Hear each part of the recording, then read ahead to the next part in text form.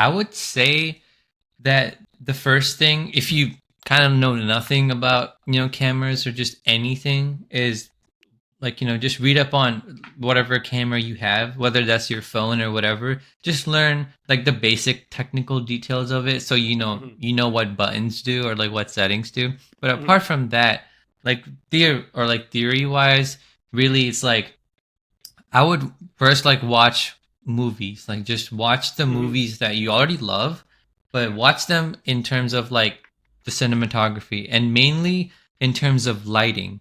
Because a lot of people, and even myself, like lighting is like my weakness. Hmm. And I try to get better at that every project or every shot, whatever.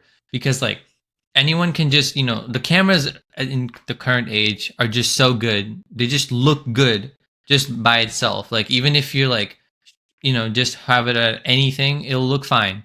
But to really like half the lighting or half the problem of cinematography is like shaping light. And if you're bad at lighting, then you have a bad looking film.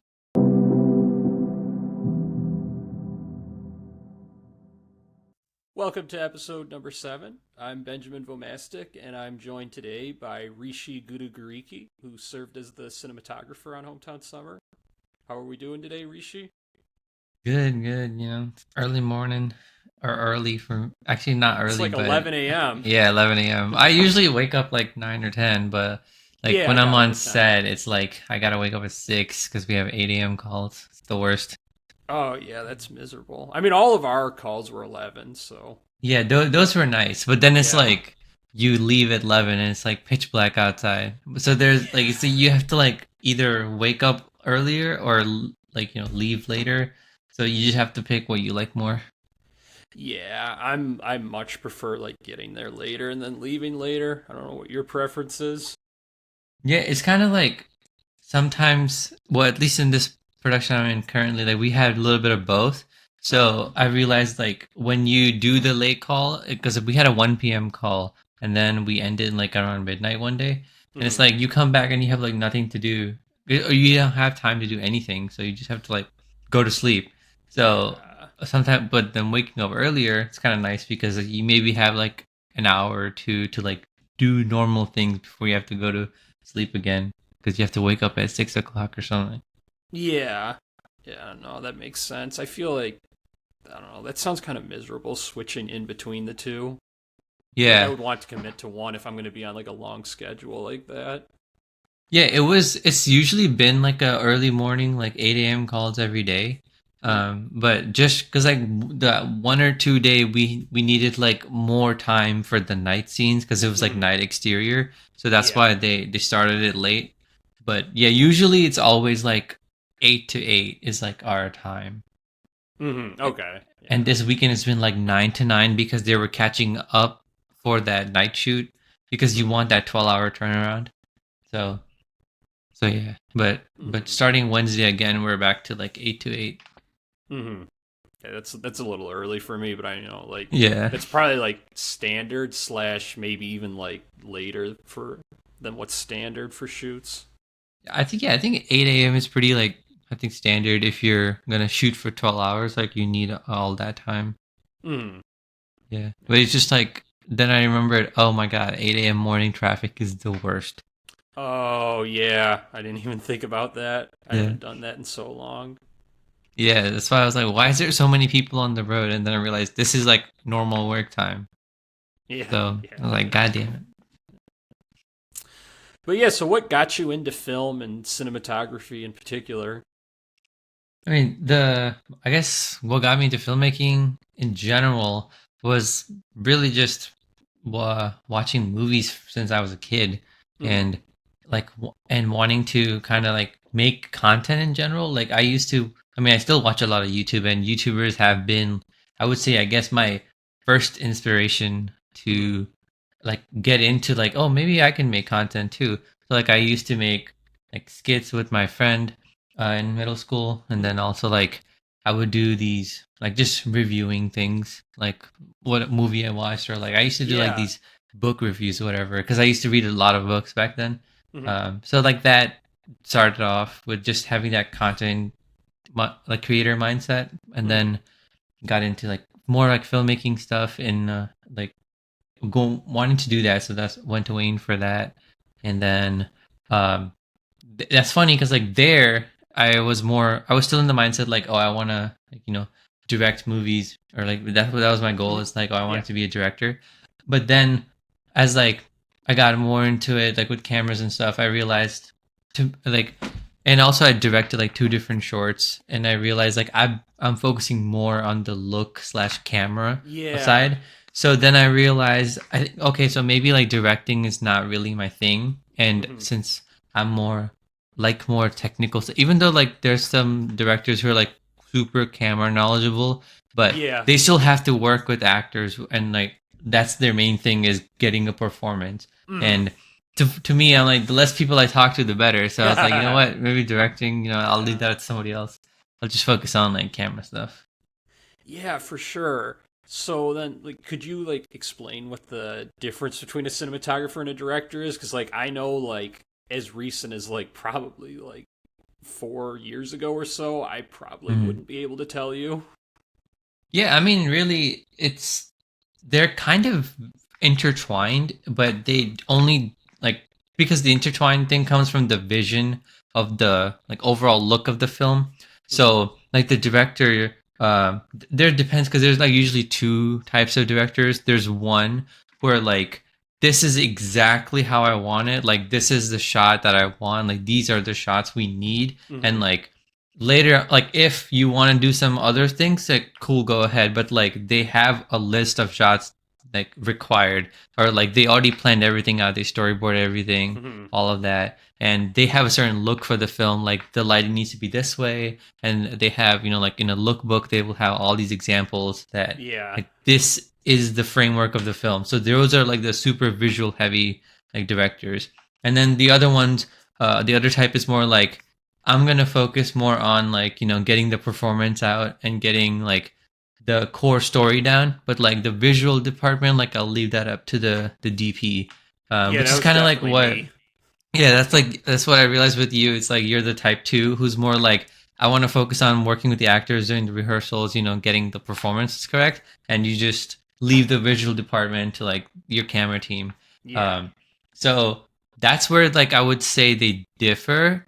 But also like, the visual style is really like what combines them together, but really like the cinematographer focuses of the visual look of the film, and also not just like, oh, it looks pretty, but more like how does the camera fit the story, like what type of look do we need, like for lighting or just shots in general, like that would fit the genre or the mood of the film.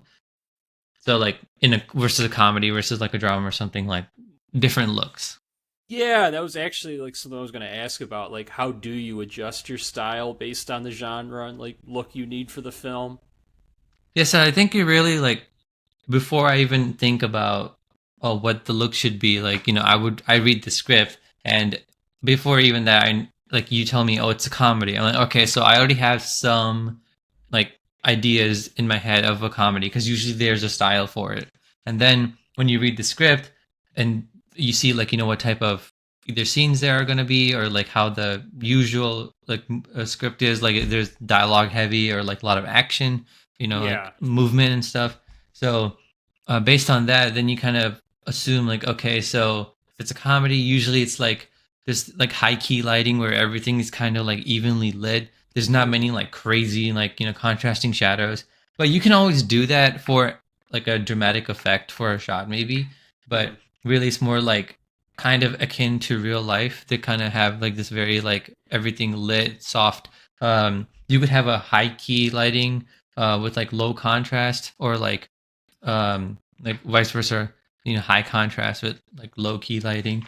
But for hometown summer, we kind of went with like just adding to natural light, with also like having just diffuse light on the actors, so there's not like crazy harsh shadows. But if it was a drama, like, yeah, I would totally switch that up. It would be like a full 180.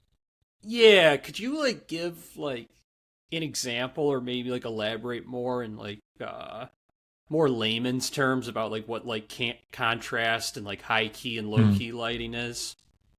Yeah, so um Like really, like when I say contrast, I mean like the difference between like the shadow and the brightness. Mm. So if like in a scene or a shot where you have like the shadow and there's not many shadows, it's very kind of like even look. Like Mm. everything is kind of bright. That's usually means it's a low contrast because Yeah. there's not much difference. It's very similar, plain. And then high key lighting just usually means like um if I'm getting this right, like just very like, uh evenly lit, like bright, of like harsh actually, that might. No, yeah, it's like evenly lit, kind of just bright source, and low key lighting is usually like very not dim, but like accent, like pointed lights, for directionality, like in some areas, and then you play a lot with shadows and such. But I haven't used those terms in a while, so I probably am getting them mixed up. But like you learn them in like in the film classes, and you're like, oh, okay, okay. But then you kind of just go with the lighting look when depending on like, what you're shooting, but you kind of, but at least to me, I haven't really like solidified those terms. But Yeah. basically No, it's that's like fine. Yeah. a lot of shadows or not a lot of shadows is what I would define like in layman terms. And usually Yeah. comedies you don't have crazy shadows. Yeah, yeah, I definitely remember like going through like when you and Jackson and Christian were like setting up the shots. I remember like shadows were like a very strong focus, and that was something that I like never thought about, and it was like interesting to like see you guys go through that process and like see like how the shot would look different based on what you were doing, and like yeah, it was just really interesting and eye opening. So like yeah, now that I think about it, it's like I feel like shadows are like very prevalent in like horrors and suspense and thrillers. Yeah, especially with those, because a lot of the horror comes with what you can't see. So if you Mm. place things in the darkness, that's like the true like that. If I were to shoot a horror film, like that's kind of how I would do it. Where like I would have things in the darkness where you can't really see what's happening, but like you feel like something is there, and Mm. it's kind of like if you've seen the Batman, like the Matt Reeves one, Yeah, yeah, the where most recent he's one. Yeah. like, yeah, like in the opening where he's like the fear is the concept is like I'm in the night, so like they like kind of dolly into this shadow, and that's what the criminals are fearing. It's like the possibility of someone being there rather than someone actually being there. Yeah. So that's like Yeah. the concept of shadows is just playing with that. But obviously in a comedy, you're not trying to scare people. Yeah. Yeah, no, that Yeah. the Batman movie that was really dark and like it definitely like a lot of tension and like it's like in hindsight like cool to think about like how much the like cinematography had like an impact on that film. I mean, I guess that would be true as well for like the Nolan Batman films as well. Oh yeah. Yeah. I always say Nolan's like Gotham just looks like Chicago because he didn't bother with like creating a comic book look, but Yeah. then the Batman is like straight up comic book stills. It's gorgeous. Uh-huh. Yeah. Yeah, I think I prefer the Nolan look personally.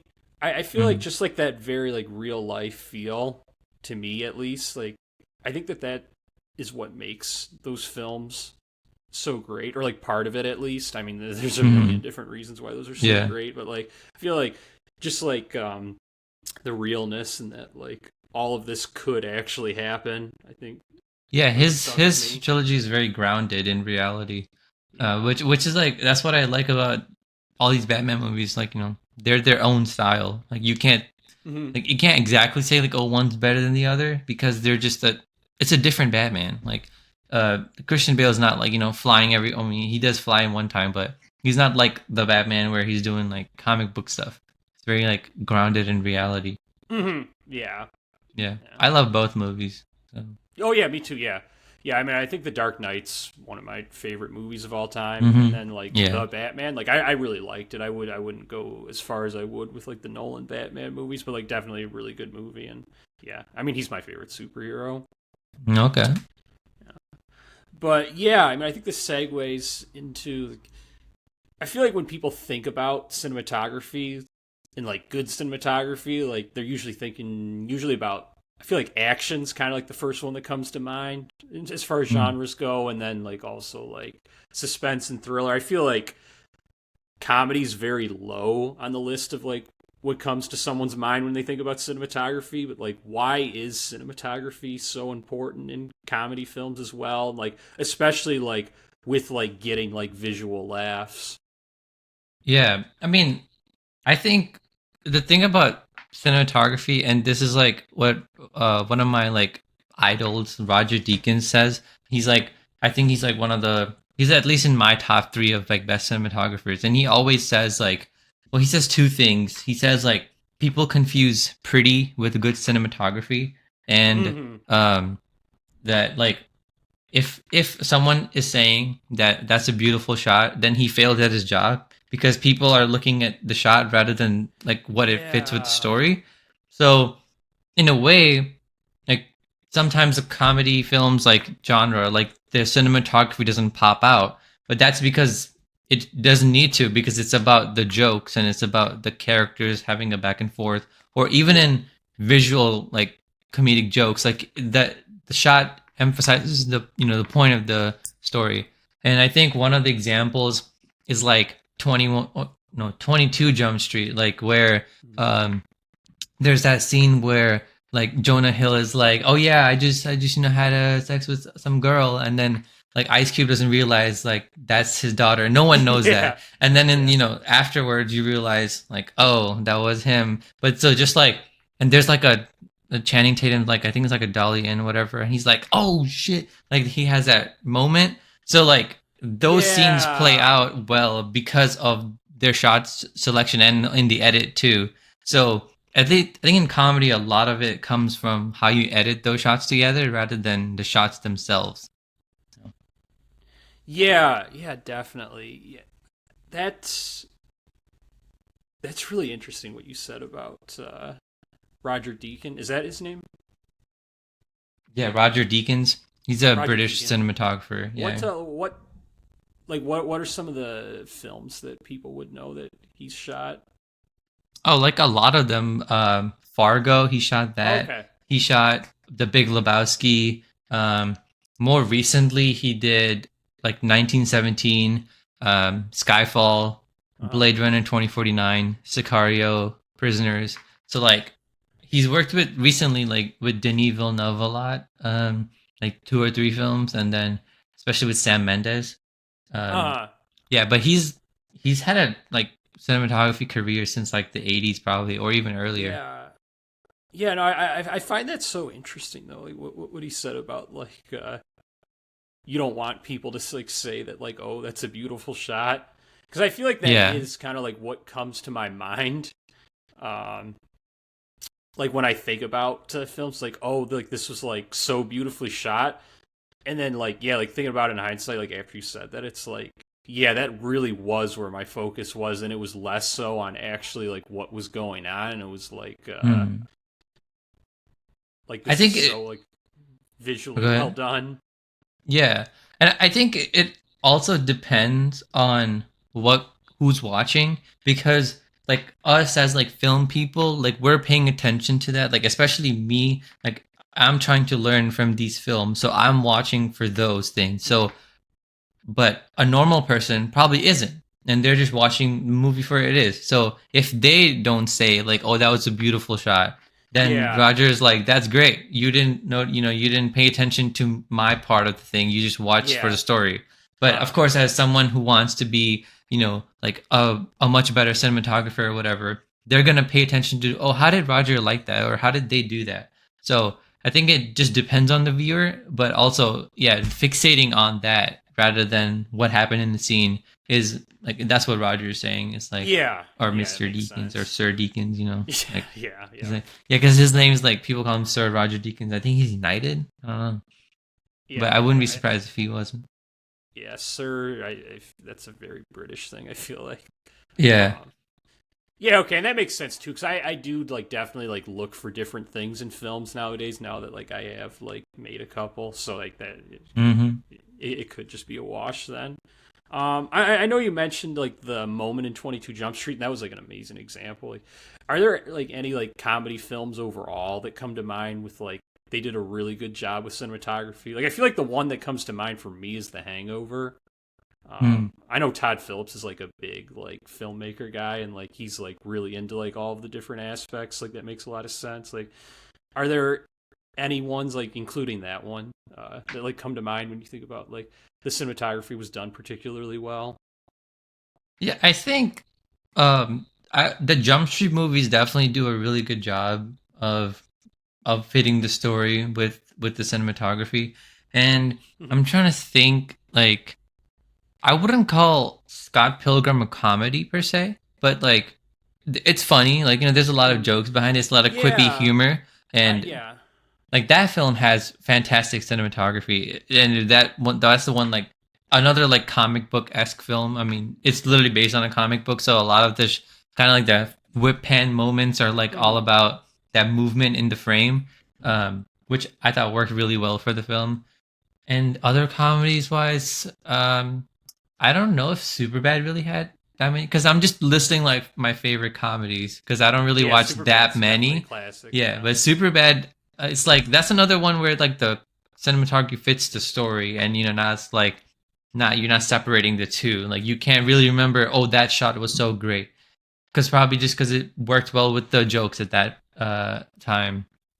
Yeah, yeah, no, I completely agree. Yeah, and I feel like that's going to be like a common theme with comedy. I guess like the one scene that I think about from that film, where like at least like from my memory, it feels like was like really done cinematically well, is the scene when McLovin's going in to buy the beer, and Yeah, yeah. like they do like not flashbacks, but like visions of like what could happen. I feel like Oh there's a lot yeah. going on there. Yeah, that's another thing where like the edit and the shots like play well with each other, and like that's where you get the joke effect with visual. Yeah, And I think even with Hometown Summer, there's a bunch of those like kind of like whip pans we did, and I'm yeah. excited to see like how that works in the edit, because that's where like comedy really shines, is in the edit. Once you like get all the acting pieces like moving, so Yeah, I'm yeah, excited to see def the edit. Yeah. yeah, me too. Yeah, I mean, like we're in the middle of it. I'm happy Yeah. with how it's going, but yeah, like I feel like yeah, like the whip pans are like the like big like cinematic things that come to mind when I think about it. But like also like I feel like in comedy, like I know this is like there's like it's not like a complex shot, but I feel like also just like visually like facial expressions and mannerisms, I feel like do a lot that like Hmm. people like don't really think about, like especially like the average audience member, but then like but like that's like something visually that's like really like doing a lot that you wouldn't really think about. Yeah. Yeah. um so what advice would you give to people who maybe beginners, people looking to Hmm. get more into cinematography, that like what advice would you give to like a beginner that's looking to improve upon their cinematography? I would say that the first thing, if you kind of know nothing about, cameras or just anything, is like, just read up on whatever camera you have, whether that's your phone or whatever. Just learn like the basic technical details of it, so Hmm. you know what buttons do or like what settings do. But Hmm. apart from that, like theory wise, really it's like I would first like watch movies, like just watch the Hmm. movies that you already love, but Yeah. watch them in terms of like the cinematography, and mainly in terms of lighting, because a lot of people, and even myself, like lighting is like my weakness, Hmm. and I try to get better at that every project or every shot, whatever, because like anyone can just, the cameras in the current age are just so good, they just look good just by itself. Like even if you're like, just have it at anything, it'll look fine. But to really like half the lighting, or half the problem of cinematography is like shaping light. And if you're bad at lighting, then you have a bad looking film.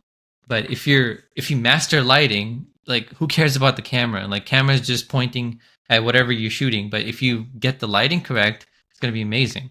So I would say watch movies of ones you've already seen and watch all the new ones, or look up movies with great cinematography examples or even just lighting and just study how they did that. You could Google it, whatever, and then Yeah. try to replicate it. You know, like that's what I want to do more is just practice more lighting setups.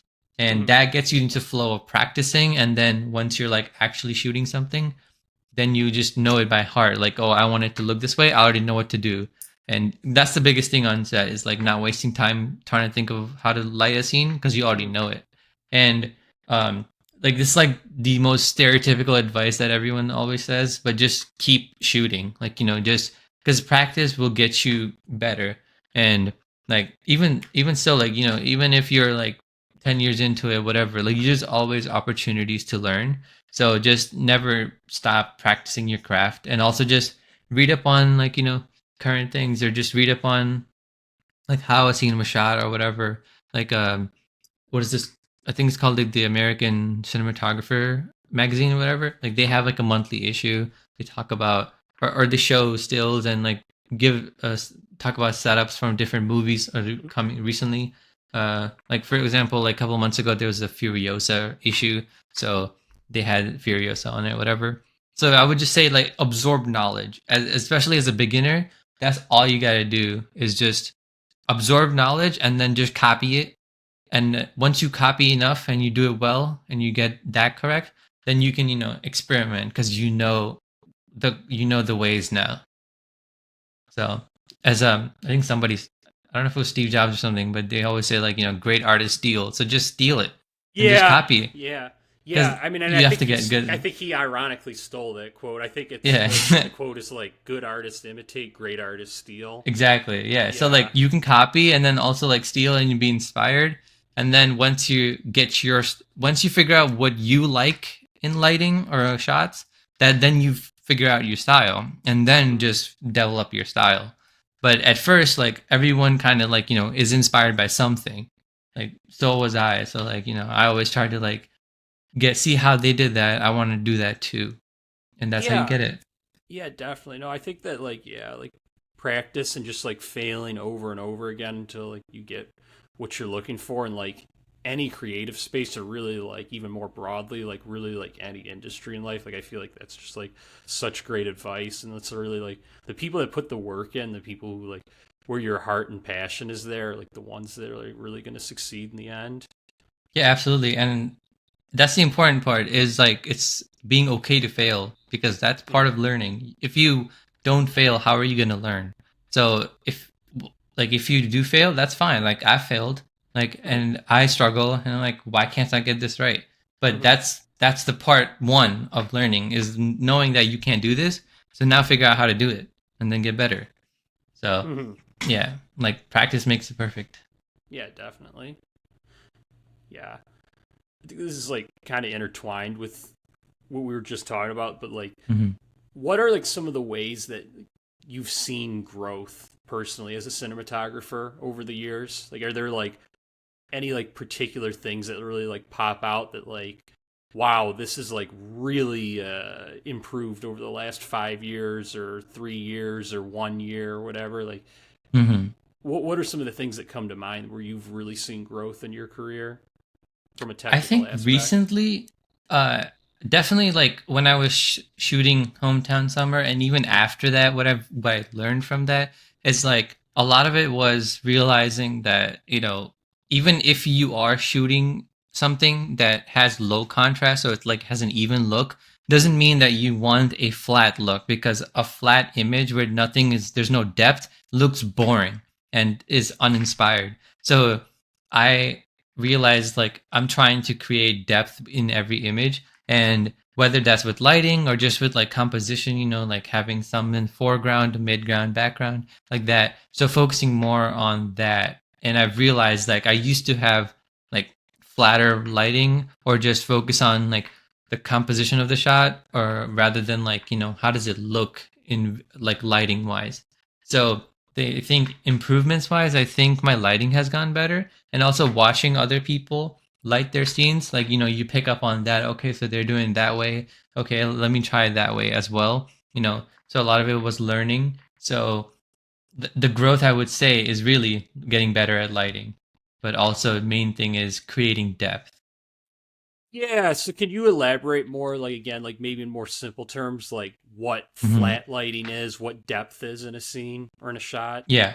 So a flat image or like a flat lighting just means like everything just looks the same. Like it looks like a 2D image, even though we are shooting 2D, but we always want to create depth, like if they're sitting on a couch, whatever, like perfect example, like in a lot of the scenes in the film we shot, like, they're having like couch talking scenes and it's usually up against like a wall, and most of the time it was like some beige or white wall, and if you're really close to that, it just looks flat, like you're just compressed into the wall. So if you just move the couch forward a little bit, add some depth, they pop out more.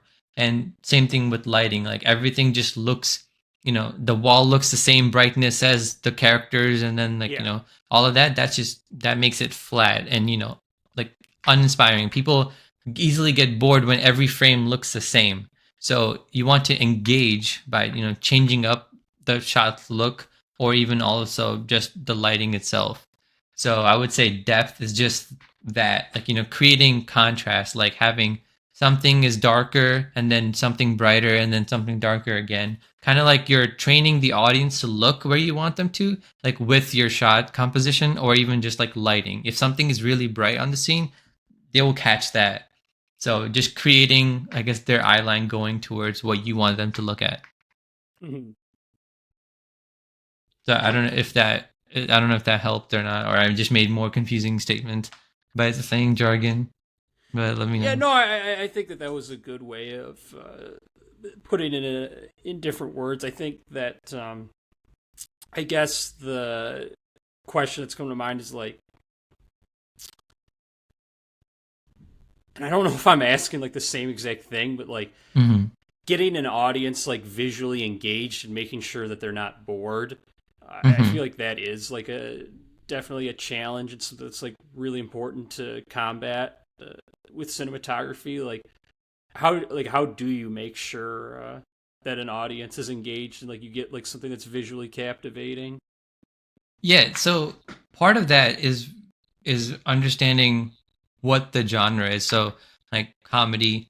Okay. So we're like in comedy, like if it's like, a jokey moment, or like it's jokes through like action, like, or like a visual comedy. So you have to, at least I try to make the shots feel like have more impact with the visual, like for example like a whip pan or like a slow tilt up, something like that, to reveal something to an Mm-hmm. audience, and adding movement to shots, where instead of just being static, you add a little bit of movement, so it's Yeah. more like pulling them in or even just pulling them out. Like that one example where like there's like people sitting on couch, a couple of them are high. I forget the character. I think it's Caitlin, who's like the paranoid one, and she's like, "Guys, Yeah. what are we doing? Da, da, da, Yeah. whatever." And then we like slowly like dolly out and to reveal like everyone is just not listening to her.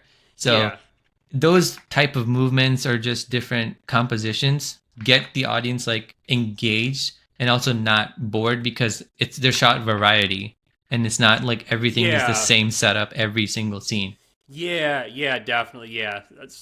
That makes a lot of sense. It's a really good answer. Like you're looking for like something to be like changing and like be dynamic. Essentially, is what you're saying. Like that variety. Yeah, just to not make it monotonous, especially if a lot of the film takes place in one house or like Mm-hmm. one like location, like the living room or couch. Like you just want to have the different scene, because the stakes are different now. Like the story has progressed. So like Mm-hmm. what's different here? Like are they more friendly or they're less friendly, or there's like more tension in the air, so you have to Mm-hmm. change it up a little bit to add more tension, like get it, push him maybe closer, like go close to his face because he's mad, for example, something like that.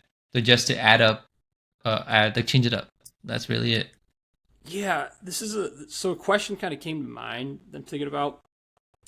I've been studying films a lot more, especially with like writing my next screenplay, and like I feel like there Mm-hmm. definitely is like a strong aspect of like, even though I'm very much uninvolved in like the actual like cinematography work, like the way Mm-hmm. the screenplay is written, I've learned more and more over time like that has like a very much an effect on the cinematography, like the Yeah. action lines and whatnot. And so like I've been like rewatching like my favorite comedies, and so I'm curious, are static shots ever okay? Because that's something that I've really been on the lookout for, and like I definitely see them like in every single one of like my favorite comedies. And like the thing that like has come to my mind is like it's okay as long as like the dialogue better be like really fucking funny, or like Hmm. something like super interesting better be going on. Otherwise a static shot is going to just, it's going to take away from the film. So like are static shots like have any place at all in cinematography, or was this just kind of like, oh, like that really shouldn't be like that, but like because like the writing and acting is so good they got away with it? Like what are your thoughts on that? This is like a so funny question because people always think like static shots are bad because oh it's boring, like it's Mm-hmm. just not moving. But I think static shots are like one of the hardest things to get right because there is no movement, so there's Mm-hmm. not like in like automatic thing like oh the camera's moving like ooh so cinematic. But Yeah. I my personal favorites are like those locked off shots where you know like the you have the frame set and then like you're not tilting, you're not panning, you're nothing, just things are happening on frame or in the frame, and then like that's the shot. And that's like one of the hardest things to get right. And I think having movement for the sake of having movement never works out. Like it's pointless. Like what was the point of you panning over there? Like it doesn't do anything. Or just like pushing in for no reason, just because oh adding movement. But so like in that situation, like having a static rather than movement for no reason is better. Mm-hmm. And I don't hate static shots, like, but it's like if there was oh this could have had some movement, then it's like oh okay I see. So like maybe they didn't do a static shot because of like either they couldn't do it or like they couldn't have a dolly or something like that. Because a lot of the time, uh, especially in comedy films where they're like walking and talking, like I would love to like have it on like a steady cam or like a gimbal, like a big gimbal, and just like walk back with them. But then again, that's more like a gear you need additionally. But how do you play around that restriction? So then just have like some slight movements or just do a dolly instead, like the Dana dolly we had, something like that. But I don't think movement is always necessary. But definitely having statics all the time is harder to keep the like Yeah. story going. Yeah, definitely. Like in these films I'm mentioning, like it does, like it's not like static after static after static. And it's something that I Yeah. never would have actually like looked for or would have even understood, like even as recent as a few years ago. But like it's definitely something that happens, and yeah, no, that was a super helpful response. Like that's definitely good to know. Um, yeah, so just starting to wrap things up a bit. Some questions I ask all of my guests. If there was Mhm. one writer and or director you could work with, who would it be? Oh, easy question. Denis Villeneuve, like sign me up. I will show up at his door shadowing whatever. I don't care. Like I would just like to be in his presence. Um, but like my second option would be Christopher Nolan. Like so they're like my Okay. two goated like directors. Like it's not like I think one is better than the other. I think both of them because they're two different like filmmakers entirely, Yeah. and like they have their style and they don't overlap. So like if you're looking for you know I mean, I can't even. If you're looking for like big budget, like fantastic sequences, like Nolan's got that down. But but even with like recently with Dune, the both Dune movies, like Denis has like stepped up into that big budget Hmm. blockbuster like sequences. Like Dune has some of the most fantastic sequences I've ever seen. But also it's a lot of like character moments. In especially in Dune Part Two, no spoilers, but like a lot of scenes with Timothy or Timothy, I think it's Timothy, but his scenes are fantastic, and just like it's mainly just him talking, but Uh-huh. so a lot of Denis moments are like the way he directs his actors with performances, but so does like Nolan. So they're like my two like goats of filmmaking. And if I got the chance to ever be on any of their sets, even just be on their set, not even Yeah. work with them, I just want to be there and see what like how what they're doing. You know, like that would be a dream come true. Yeah, definitely. No, that makes a ton of sense. And that was something that like came to my mind when you were talking about like tips that you would give people that I completely forgot to mention. Is like it's probably not probably like it would absolutely like objectively be like super helpful for anyone within the filmmaking industry to like be able to get on set and shadow Yeah. whatever position you want. Because like I know like for me like being on like a set of like Todd Phillips, for example, like the maker of like Old Hmm. School, The Hangover, Starsky and Hutch, Road Trip, all those, like just watching him, because I think he's so funny, and like the performances he gets from the actors, like being able like even just one day on set, just watching how he like interacts with the actors would be like immeasurably helpful to like see like just Hmm. like what's going on. Like yeah, like it's got to be like the same for like a cinematographer. Yeah, absolutely. And um, with cinematographers, like of course, like if Roger Deakins is calling me, not calling, he's not gonna call me ever. But I would be like, wait, you said I can shadow a Roger Deakins set? I'm on there already. Yeah, Like I'll pay for it. I don't care. And then yeah, same thing with Greg Fraser. I think he's a fantastic cinematographer. He did the Batman, the Dune okay. movies. Um, what else? Oh, he did Rogue One, like a Star Wars story. Mhm. Um, some other movies I have to see. Oh no, he didn't do that. He did Lion, which I want to see. But so it's like he's also like had this great. He's had last. Oh, and he was like co-cinematographer on The Creator. Um, Mhm. I think with Orson Sofer or something like that. I forget his last name, but that both of those guys are fantastic. But I have a question for you. If it was between Judd Apatow and Todd Phillips, and you had to pick one to be on a set for, who would you go to? I would go with Todd Phillips. I Okay. love I do love Apatow. I Yeah. just think that Phillips is funnier. Mm. I think the two of us, I think our senses of humor are a lot closer. Uh huh. And I love Judd Apatow. Like, don't Yeah, take like I this as know. like any like Yeah, no, downgrade in of it your all. tier list, like you have Yeah, him. His movies are like always up there in like top five. yeah, for sure. No, I think he's one of the greatest, if not the greatest, like comedy slash dramedy filmmakers of all time. But Hmm. I just find myself laughing a lot harder and like getting hit a lot harder by Todd Phillips's films. Like I think that like from a comedic aspect, I think I would Hmm. it would be more beneficial to be on one of Todd Phillips's sets.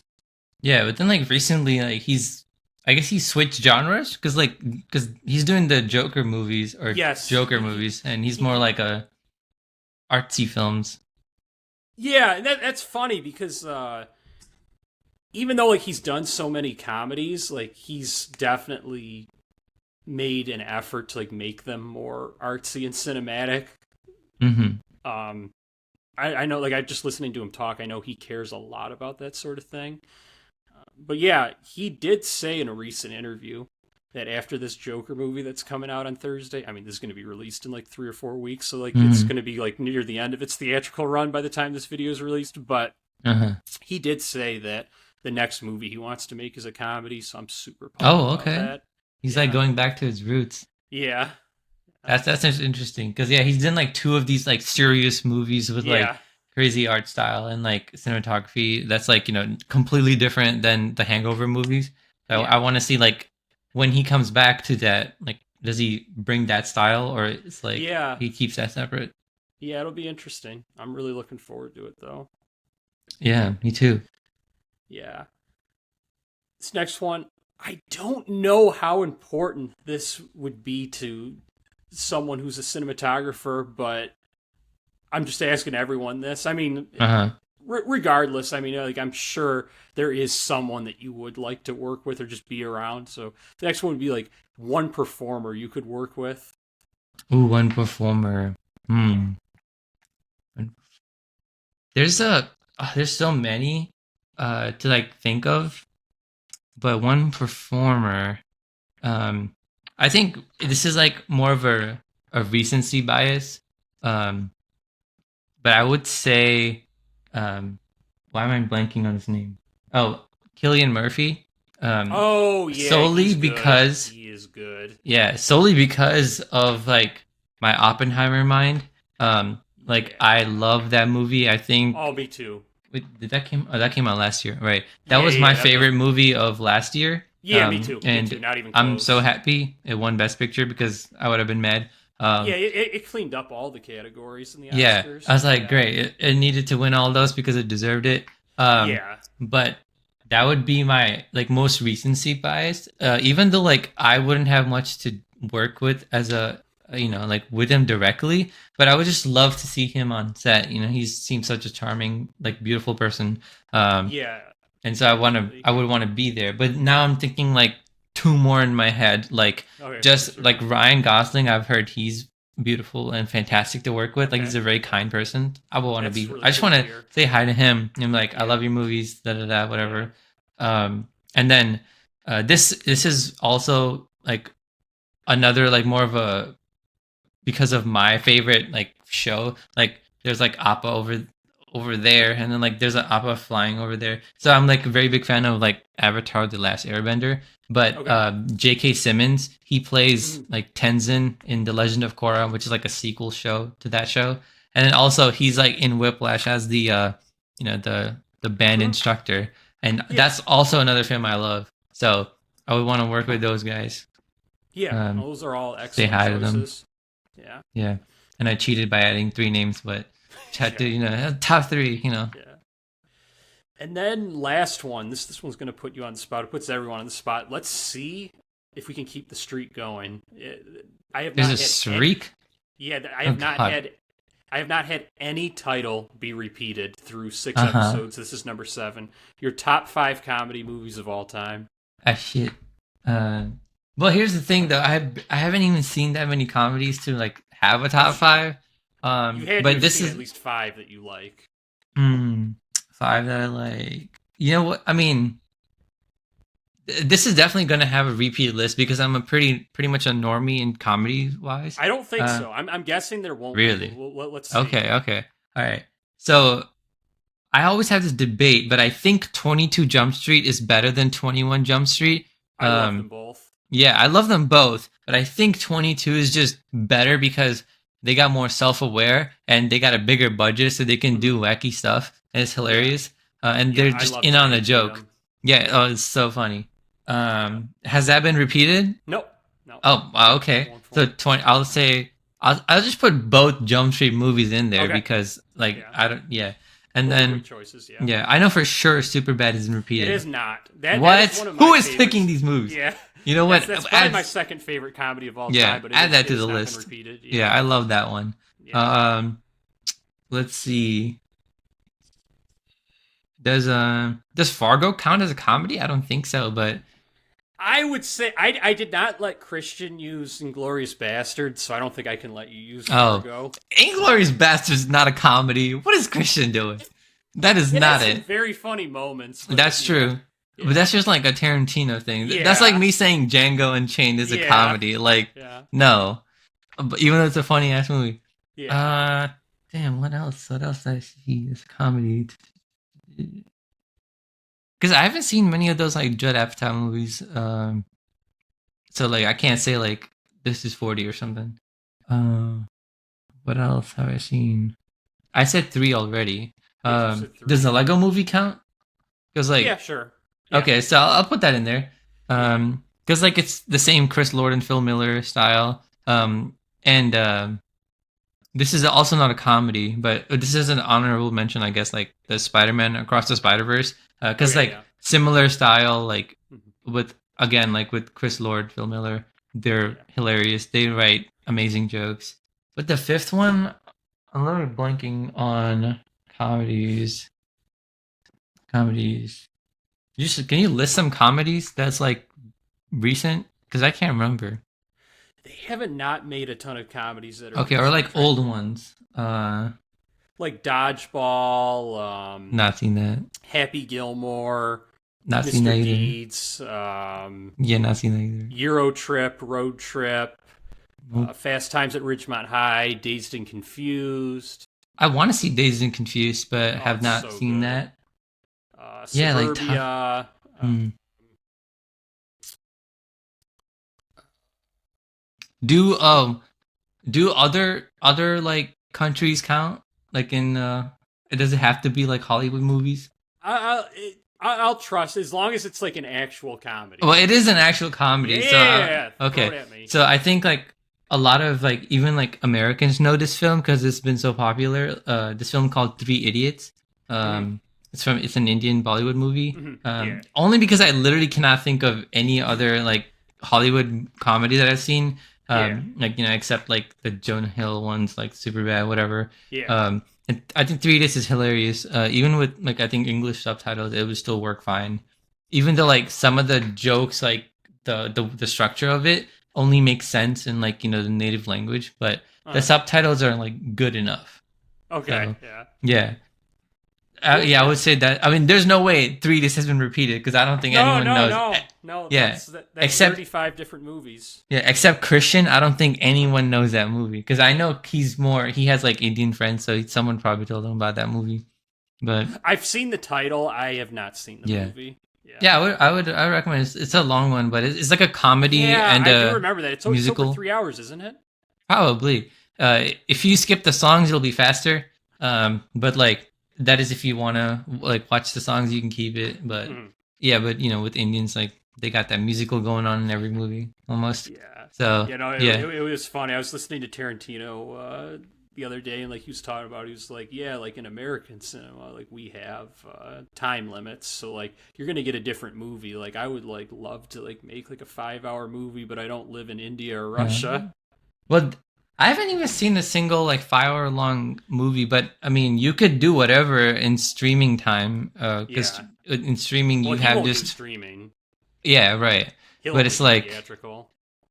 I don't know what you would shoot for 5 hours long, but I know the Hateful Eight, the roadshow version, was like almost 4 hours long. So Mhm. he's been close, Yeah. but I never saw that version. No, I have not either. I think Yeah, Christian said he has. yeah, I know he went to the Radford Theater for that. Yeah. That was before I knew it existed. Yeah. So yeah, one day though. Yeah.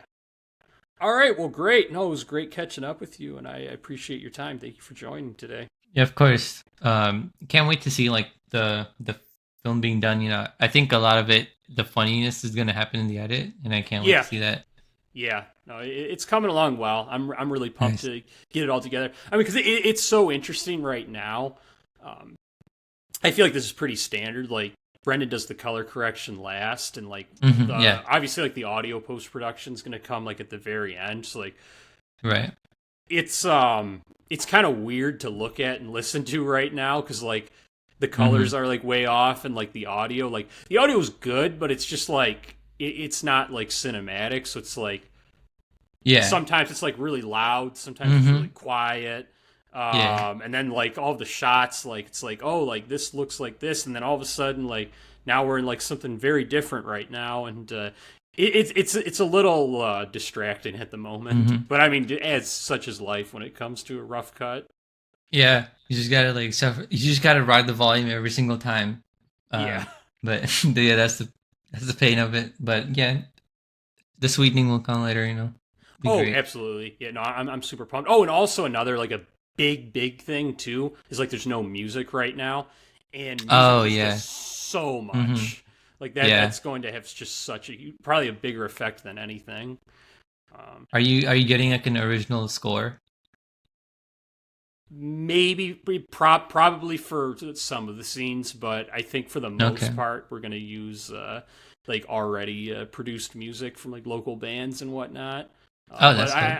yeah, I think that like I'm gonna have to go through and mark everything up, but hmm I think that there's just gonna be some scenes, some moments in the film. I don't know what it is. If it's gonna be like 5 to 10 or whatever, where like an original score is probably gonna be necessary.